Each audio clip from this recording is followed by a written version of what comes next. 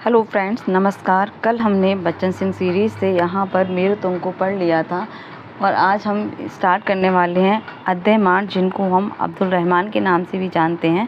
तो आप सभी इसको देखिएगा ज़रूर। जो अभी बड़े लेवल के जो पेपर हो रहे हैं, मैं कई बार बता चुकी हूँ, असिस्टेंट प्रोफेसर के जितने भी पेपर हुए हैं, कहीं ना कहीं सभी में इस किताब से प्रश्न पूछे जा रहे हैं। चाहे वो आपका टीजीटी पीजीटी हो, एलटी ग्रेड हो, जो आने वाली भी जो भर्तियां हैं उनमें भी ये किताबें मोस्ट रहेंगी। जैसे कि बच्चन सिंह का हिंदी साहित्य का दूसरा इतिहास है, रामस्वरूप चतुर्वेदी जी की बुक है, हजारी प्रसाद द्विवेदी है ना, कहते हैं। तो 4-5 ऐसे जो लेखक हैं जो बुक बेहद महत्वपूर्ण है, जिनको हमें पढ़ना ही पढ़ना है। तो आज हम स्टार्ट करते हैं फटाफट से अध्याय 8 बिना देरी के। यहाँ पे अध्याय 8, जिनको हम अब्दुल रहमान भी कहते हैं, 12वीं शताब्दी इनका समय माना गया है। अध्याय 8 मुल्तान का रहने वाला था, ये महत्वपूर्ण है। अध्याय 8 कहाँ का रहने वाला था? तो मुल्तान का रहने वाला था। कुछ लोगों ने अध्याय का अर्थ बयानजीवी लगाया है। हो सकता है बच्चन जी की किताब है ये, तो यहाँ से यही पूछ ले कि अध्याय का अर्थ क्या हो सकता है, तो बयानजीवी है। उसके बृह काव्य संदेश रासक के संस्कृत टीकाकारों का यही मत है। पता नहीं अध्याय का अर्थ तंतुवाय कैसे हुआ। संदेश रासक में तंतुवाय से संबंध शब्दावली का प्रयोग भी नहीं हुआ।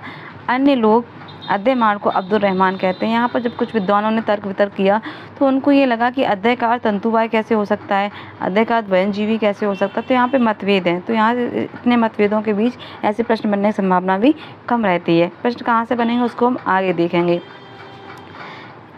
अध्याय 8 को अब्दुल रहमान भी कहते हैं। संभवतः जैसा उनका विचार है, अब्दुल रहमान का अपभ्रंश अध्याय 8 हो गया। यह अनुमान इसलिए लगाया गया कि उसके पिता का नाम मीर सेन था। ये महत्वपूर्ण है। एक तो ये कि जो अब्दुल रहमान थे वो मुल्तान के रहने वाले थे। ठीक है, प्रश्न यहाँ से बन जाएगा कि अब्दुल रहमान कहाँ का रहने वाला था? मुल्तान का। या मुल्तान का रहने वाला कौन सा ऐसा कवि, शासक, लेखक था? तो अब्दुल रहमान। अब्दुल रहमान के पिता का क्या नाम था? तो मीर सेन। मीर संस्कृत का शब्द है, उसका अर्थ है पार्वत्य प्रदेश। मीर सेन जनपद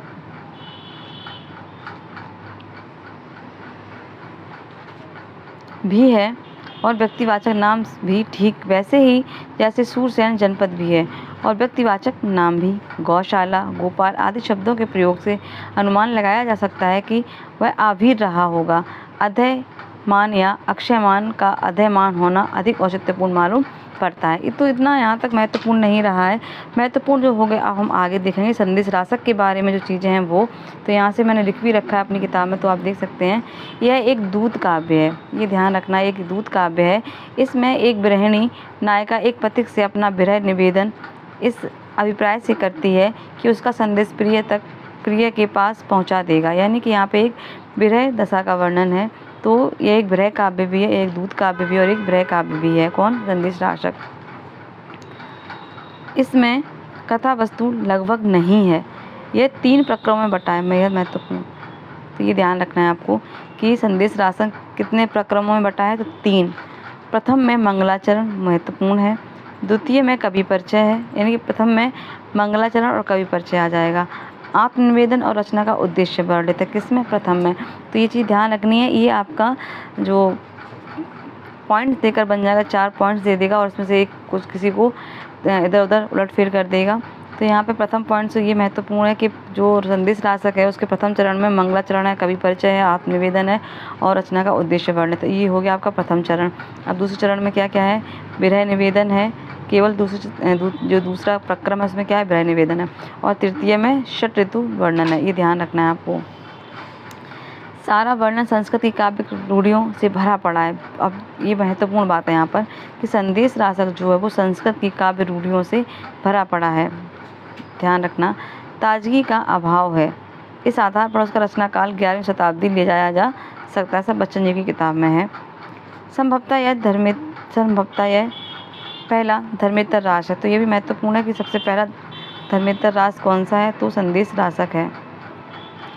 जैन मुनियों के रास काव्य मूलतः धार्मिक होने के कारण असाहित्यिक हैं, पर अध्याय 8 में के संदेश रासक में यह लौकिक विरह निवेदन है। इसकी भाषा को लेकर पंडितों में मतभेद है। कुछ लोग इसे अभट्ट कहते हैं और कुछ मानक अपभ्रंश। यदि संदेश रासक की भाषा अभट्ट है तो परिनिष्ठित अपभ्रंश किसे कहेंगे? हेमचंद्र के व्याकरण में उद्धत दोहे अपेक्षाकृत अधिक बोधगम्य हैं। पता नहीं किन कारणों से द्विवेदी जी संदेश रासक को आदिकाल में रखते हैं और हेमचंद को उसके बाहर। यानी कि इस पूरी बात में बच्चन जी ये कहते हैं कि जहाँ पर संदेश रासक का विरह निवेदन और इसकी भाषा को लेकर पंडितों में मतभेद है, कुछ लोग इसे अवट कहते हैं और कुछ मानक अपभ्रंश कहते हैं। तो यहाँ पे बच्चन जी कह रहे हैं कि संदेश रासक की भाषा तो अवट है, पर अगर अवट है तो परिनिष्ठित अपभ्रंश किसे कहेंगे।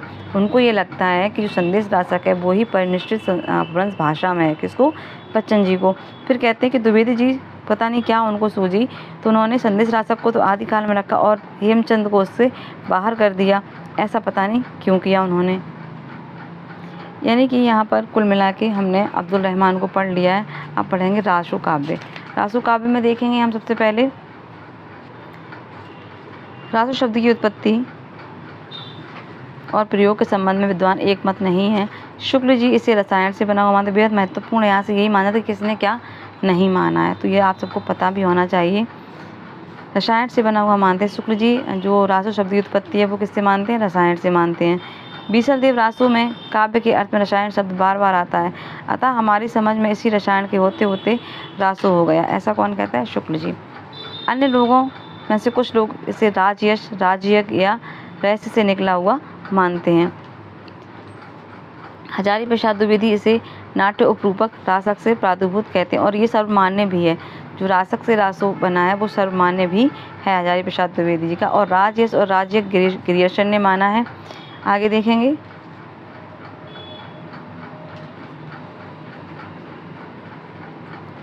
रासो लोक प्रसिद्ध नाट्य रास से निकला हुआ प्रतीत होता है। भागवत का रास भी लोक से लिया गया है और नाट्य रासक भी, यानी कि लोक प्रतीत होता है कि जो आम लोगों की चीज़ें देखी गई, सुनी गई, समझी गई, जो उनमें साधारण से घुल मिल जाए और लोग उनको समझ सकें। और नाट्य का रासक भी, इसमें गीत और नाट्य दोनों का मिश्रण है। भागवत की रासलीला से भी यह सिद्ध है। ब्रजमंडल की रासलीला लोक प्रसिद्ध रास का विकसित रूप है। जैन अपभ्रंश में रास की लंबी परंपरा है। रास से ही राशय, रायण, रासु आदि बने हैं। जैन रास मूलतः सांप्रदायिक है, किंतु साहित्य में प्रविष्ट होकर इसका श्रृंगार वीर मिश्रित हो गया है। काव्य प्रवृत्ति देखें किसकी? संदेश रासक की। यहाँ पे काव्य प्रवृत्ति किसकी? संदेश रासो की। संदेश रासक तो हम पढ़ चुके हैं। रासो की काव्य प्रवृत्ति यहाँ पे बच्चन जी बता रहे हैं कि रासो काव्य की मूल प्रकृति सामंतों और राजाओं के शौर्य और विकास का अतिरंजित चित्र प्रस्तुत करता है। सामंत चरित्र के ये अनिवार्य अंग थे। कौन कौन से? शौर्य और विलास में कौन प्रधान है? कहना कठिन है। शौर्य का प्रदर्शन विलास को लेकर है, विलासिता शौर्य को लेकर। दोनों में द्वंद्वात्मक संबंध है। किसी की सुंदर लड़की देखी और उसे प्राप्त करने के लिए चढ़ दौड़े। तो यहाँ पर बच्चन जी ने ये कहा है कि जो राजा दरबारी सामंती थे उनकी क्या चरित्र के अनिवार्य अंग होते थे कि अपना शौर्य का पराक्रम दिखाना, अपना साम्राज्य को और अधिक फैलाना, सुंदर कोई लड़की देखी उसके लिए अपना विवाह की इच्छा प्रकट करना या उसका हरण करना।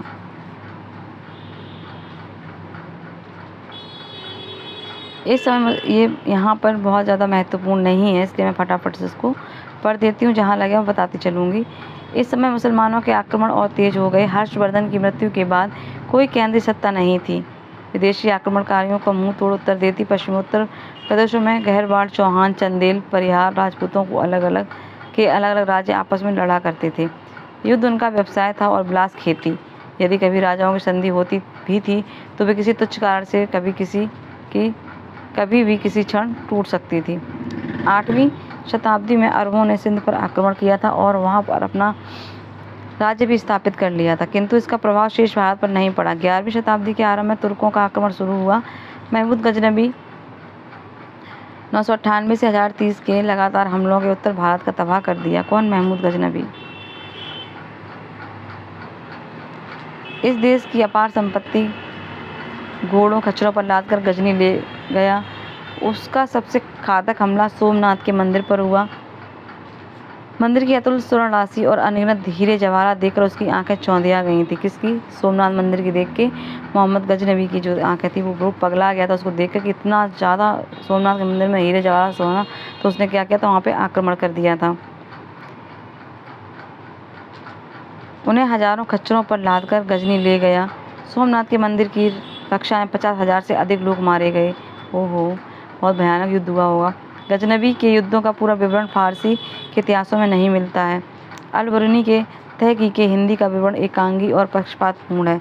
महमूद को रोकने के लिए संघ बने थे, पर वे ठीक से काम नहीं कर सके। महमूद ने पंजाब पर अपना अधिकार कर लिया। लाहौर में उसका एक सूबेदार रहता था। वहाँ से लूट मार के लिए देश के विभिन्न भागों पर, मुख्यतः राजस्थान पर चढ़ाइयाँ करते। राजस्थान एक ऐसा क्षेत्र है जहाँ पर बहुत ज़्यादा पुश्तैनी, इसको हम कहें कि राजपाट, सब कुछ मोस्ट अच्छे तरीके से रहा है, शाही तरीके से। तो राजस्थान की चीज़ें देखते हैं तो लगता भी है कि हाँ, वहाँ पर कुछ बहुत अच्छा रहा होगा। इस देश के राजपूत राजाओं ने इनका सामना किस प्रकार किया, इसका वर्णन प्रायः नहीं मिलता, पर संस्कृत साहित्य में कहीं उसका उल्लेख नहीं। अजमेर के राजा अजय देव ने मुसलमानों को परास्त किया था। उसके पुत्र, अब यहाँ से थोड़ा सा आप समझना शुरू करेंगे कि अर्णोराज ने मुसलमानों को भारी शिकस्त दी। अर्णोराज का नाम आपको आगे भी देखने को मिलेगा। आना के पुत्र यानी कि बीसल देव, आना के पुत्र बीसल देव विग्रहराज चतुर्थ के शासनकाल में मुसलमानी सेना काफ़ी दूर भीतर घुस आई थी। उन्होंने उसे खदेड़कर सीमा में लौटा दिया। महमूद गजनबी के बाद दूसरा बड़ा हमला मोहम्मद गौरी का हुआ। यह युद्ध सन 1191 में तराइन के मैदान में लड़ा गया। राजपूतों ने पृथ्वीराज चौहान दिल्ली अजमेर के राजा नेतृत्व में मोहम्मद को बुरी तरह हराया। अगले वर्ष गौरी ने पुनः आक्रमण किया और पृथ्वीराज युद्ध में काम आया। गौरी ने गंगा यमुना के मैदान पर अपना अधिकार कर लिया। यह भारतीय इतिहास की सबसे बड़ी दुर्घटना है।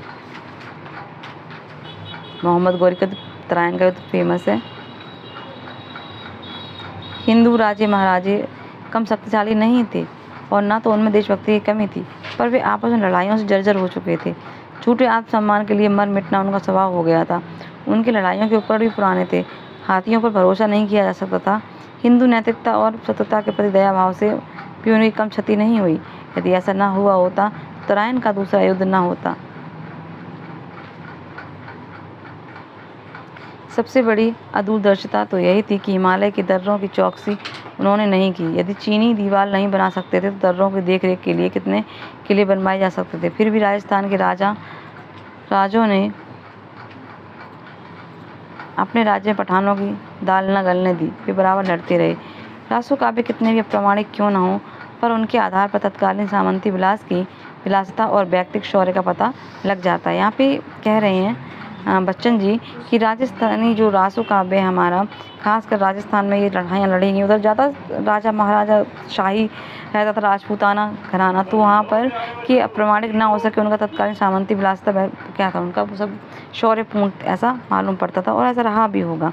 जो भी रासो काव्य मिले हैं उनमें पारस्परिक युद्धों, ईर्ष्या, द्वेष, कलह, रूप, लोभ आदि का खूब बड़ा चढ़ाकर चित्रण किया गया है। इस ऐतिहासिक दुर्घटना का उल्लेख ऊपर हुआ है। उसके मूल कारणों का पता रासो काव्य से लग जाता है। फिर भी लोक जीवन की कुछ न कुछ झांकी मिल जाती है, पर भाषा तथा ऐतिहासिक तथ्यों के आधार पर रासो की काव्य प्रमाणिक सिद्ध नहीं होते हैं। कुमान रासो, बीसलदेव रासो, पृथ्वीराज रासो रचनाएं हैं। भट्ट केदार का जय चंद्र प्रकाश और मधुकर कवि का जय मयंक चंद्र का ग्रंथ उपलब्ध नहीं है। श्रीधर का रड़मल छंद नामक सामान्य पुस्तक रही है। तो ये आपको ध्यान है कि रासो पुस्तकें हैं जितने हमने अभी नाम लिए यहाँ से, ये सभी किस में आ जाती है, रासो पुस्तक में आ जाती हैं। तो आज के लिए इतना ही, बाकी अब कल देखेंगे नया टॉपिक। कल हमारा शुरू हो जाएगा कहाँ से,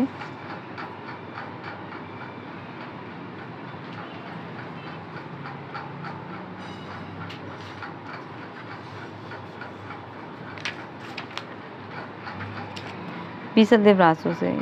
यानी कि आज हमने क्या देखा, बीसलदेव रासो हमने कंप्लीट कर लिया है। अब इसमें जो मुझे महत्वपूर्ण लगेगा आगे का मैं आपको बता दूंगी, वरना मैं इसमें देखूंगी पृथ्वीराज रासो से स्टार्ट करेंगे इसको। तो आज के लिए इतना ही।